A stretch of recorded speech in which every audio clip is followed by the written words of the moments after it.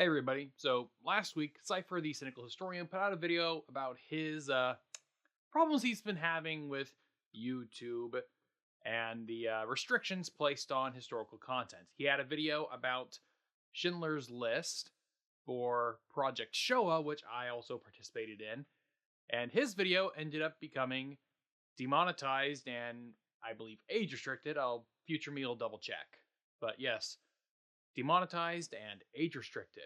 So he made a big video talking about that and his thoughts on the problem with history and YouTube. And although I disagree with him on a number of points, the overall point that YouTube does not treat history content fairly is well taken and well noted.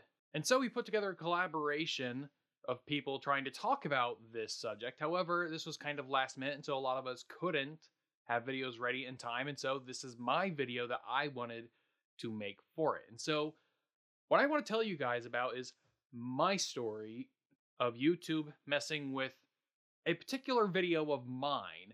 In fact, if you've watched Cypher's videos enough over the last couple years, you may have actually heard him reference this story multiple times. In fact, I think he's referenced it in his videos more than I have. It's the story about how YouTube deleted a video I made about the history of Holocaust denial. Not once, but twice. Here's the story. So back in December of 2018, I decided to rewatch the film Denial with a couple friends of mine who hadn't seen it. For those of you who don't know, Denial tells the story of Deborah Lipstadt, who in 1993 published the book Denying the Holocaust. Basically, the first book on the history of Holocaust denial. Well, she would eventually be sued by one of the Holocaust deniers she mentioned, David Irving. And the movie tells the story of this lawsuit. Well, I'd seen the movie a couple times now, and I realized that I hadn't actually read the book that caused this whole story. So I ordered a copy on Amazon. It came a couple weeks later, and I started reading, and I thought, wow, this is a really interesting story. This isn't like debunking Holocaust denier arguments, or rather, it's giving a history of Holocaust denial up to that point, or at least it's a very American-centric view of Holocaust denial. And I thought, well, you know what? I want to know more about this. So what did I do? I went to YouTube. I went to YouTube and searched history of Holocaust denial, and I didn't find anything like that. And all I really found was a TED Talk from Deborah Lipstadt herself, and then a bunch of videos of people debunking Holocaust deniers, and then clips from Holocaust denier lectures. So, yeah, there wasn't anything like that. And so I decided I should make something like that. And so I spent the better part of 2 months, the better part of, December and January making that video. Now, that one book wasn't enough. I needed to find some more, and it turns out there's not a very big catalog of books talking about the history of Holocaust denial. There's a huge cottage industry of Holocaust denial debunking, but not a big history about how the Holocaust denial itself. Well, I did find another book or two, and then some other stuff about the Holocaust itself, and I put together getting ready for a video. I originally intended the video to be out for Holocaust Remembrance Day of 2019, but the video is taking longer to edit than that. It just didn't come out in time. Well, a few weeks before I was set to publish the video, I decided to release a trailer. And that trailer basically consisted of the intro of the video. And well, there were some bad signs for that. Well, you see, after publishing the trailer, that trailer got both demonetized and age restricted. So it wasn't boding well for the full-length video, but I pushed on ahead, viewing the subject being very important.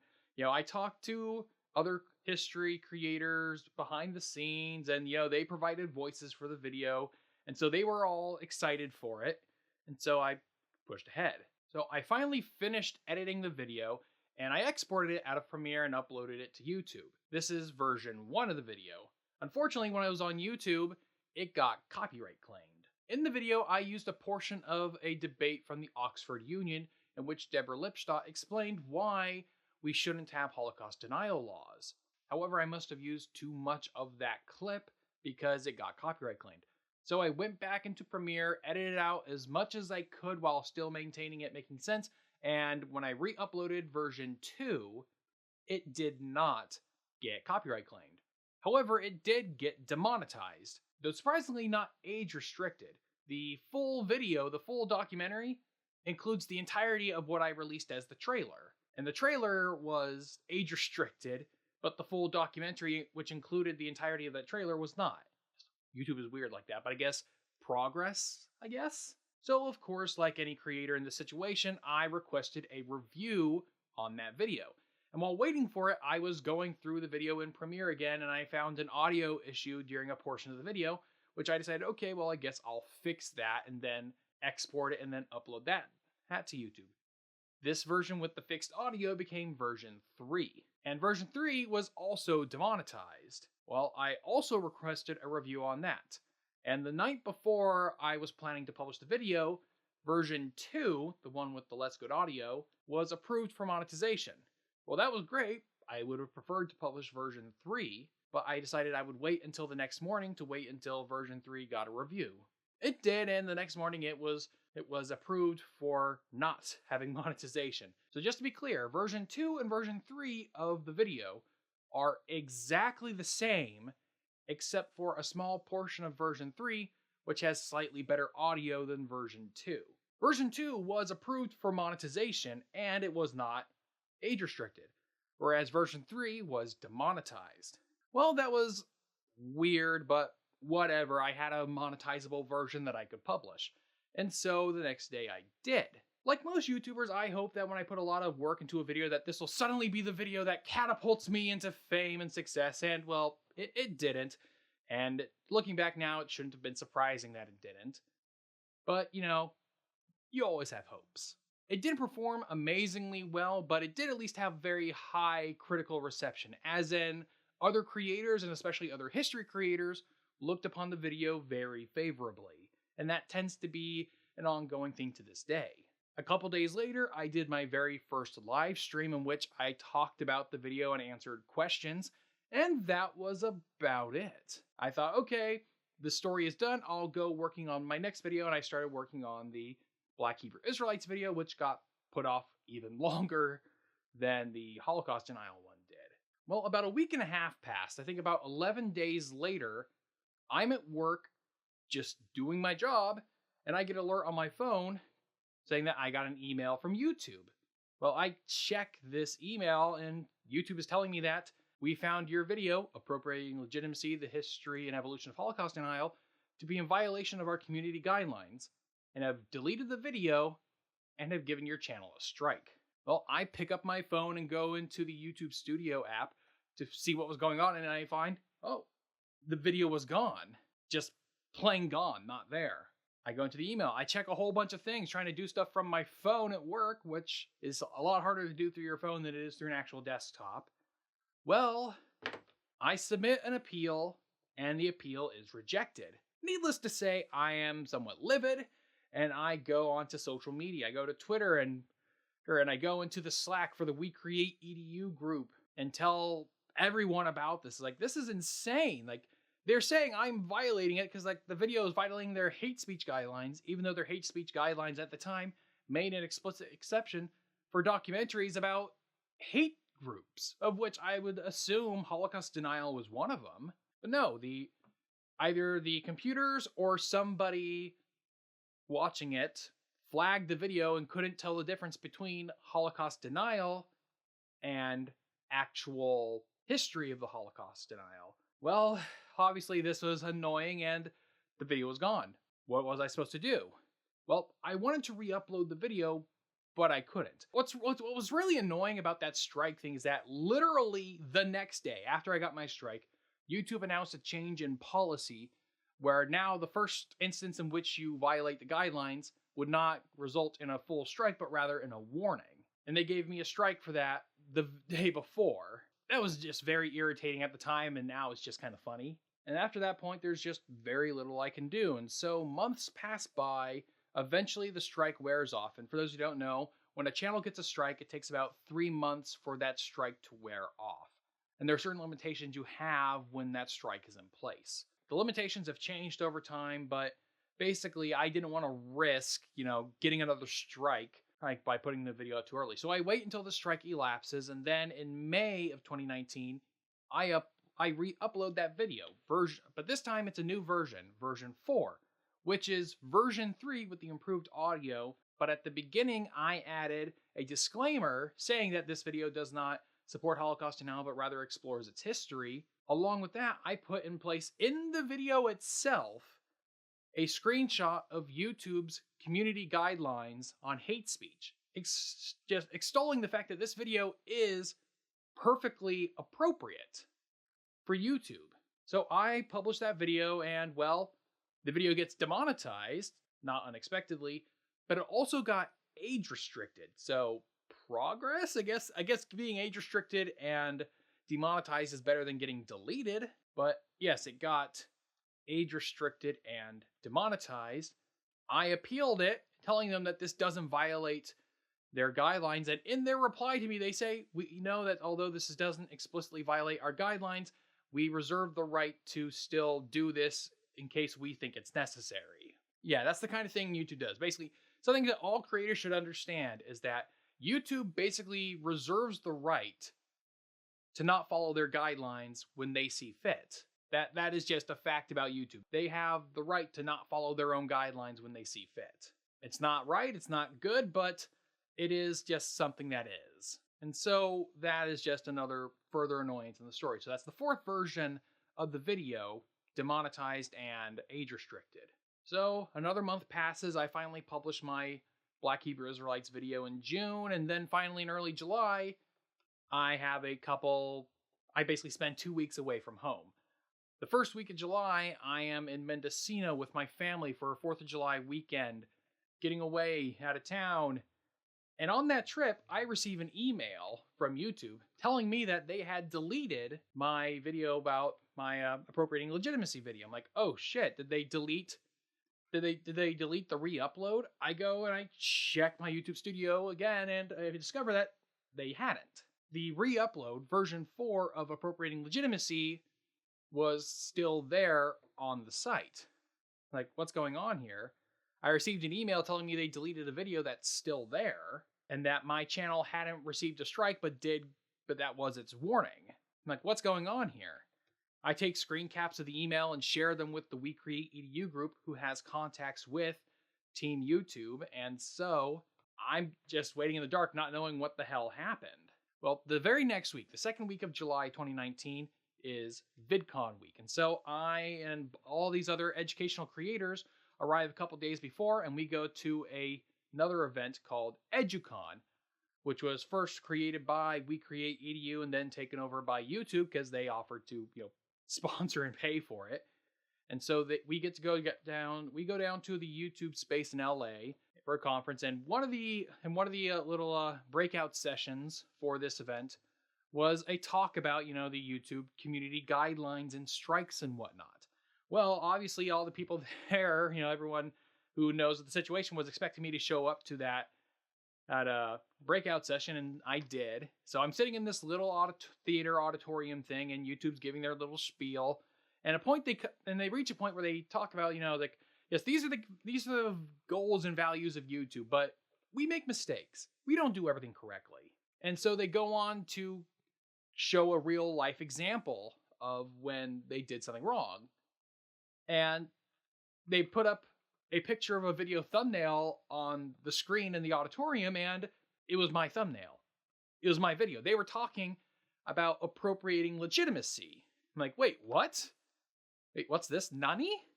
Yeah, so they started talking about the situation, how they got it wrong.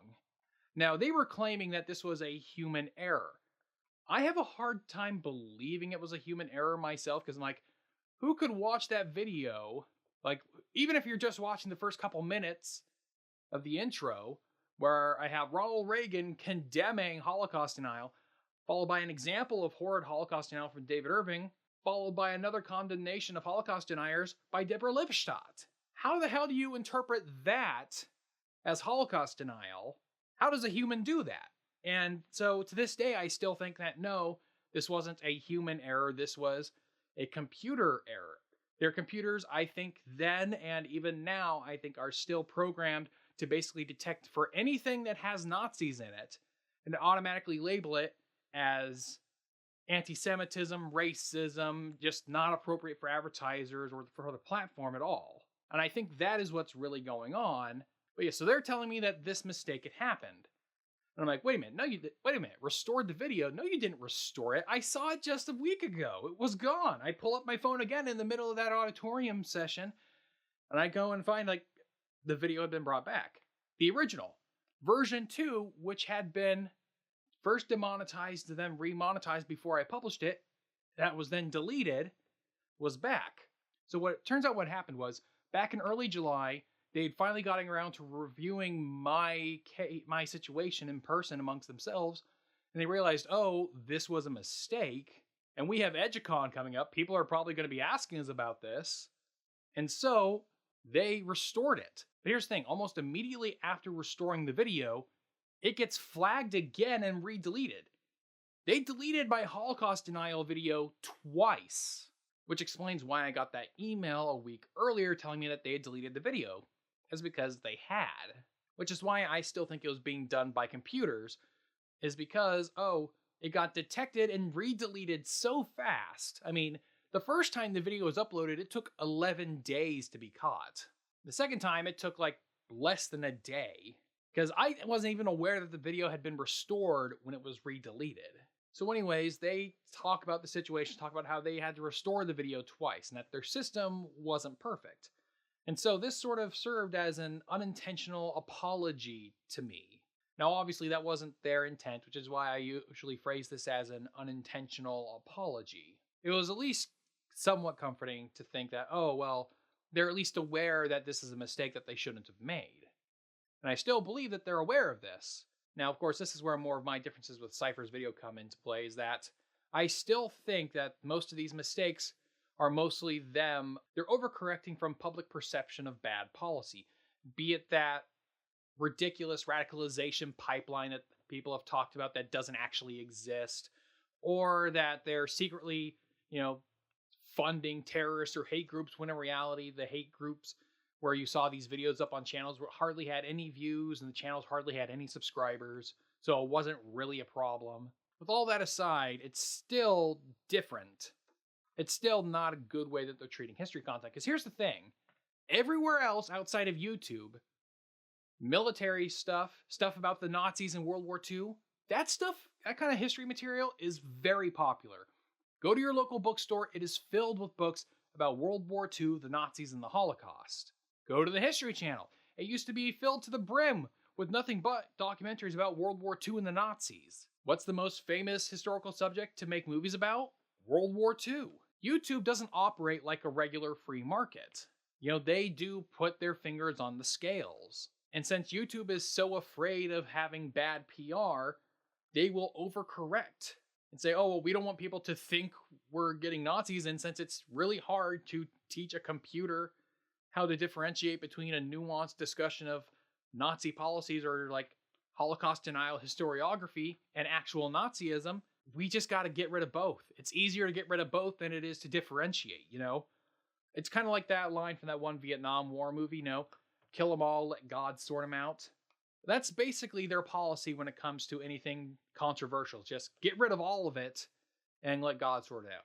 Now, obviously, certain things still make it through the cracks. I mean, here's something you got to realize is that 500 hours of content are uploaded to YouTube every minute. You can't micromanage that. Like, even a company as big as Google can't manage that. But that's not the full end of the story. Because you see, even though my original video was back in early 2020, they deleted a second video after another wave of, we're going to crack down on, alt-righters and hate groups and whatnot. And what they did was they deleted my video about 9 predictions about Adolf Hitler.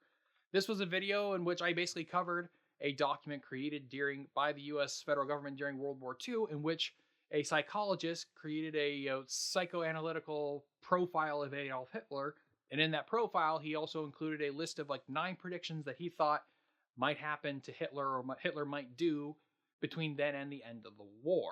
It's basically a lot of quotes and a lot of stock footage of World War II. In 2020, they deleted that video, and Cypher went crazy over that online as well.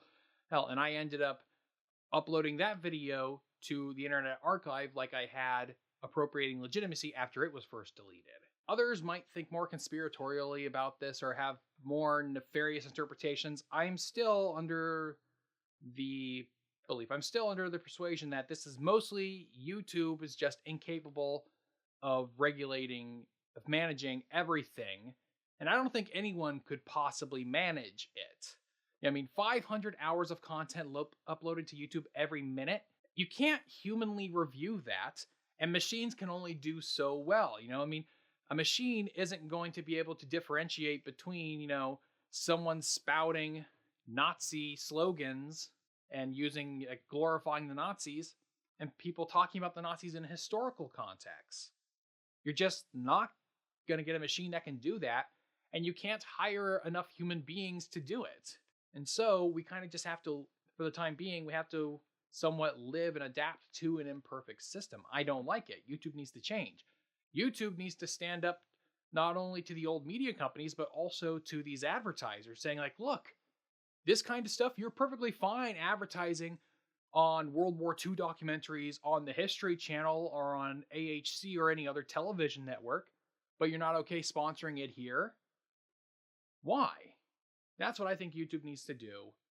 It is a problem. I've had 2 separate videos deleted by them, both restored. The first time it took 5 months to bring it back. The other time it took like a day. So in my eyes, that's progress, but it's still not great. What Happened to Cypher's video was awful, and I highly recommend you go and watch it if you haven't already. I'll link it down in the description below and anywhere else I can.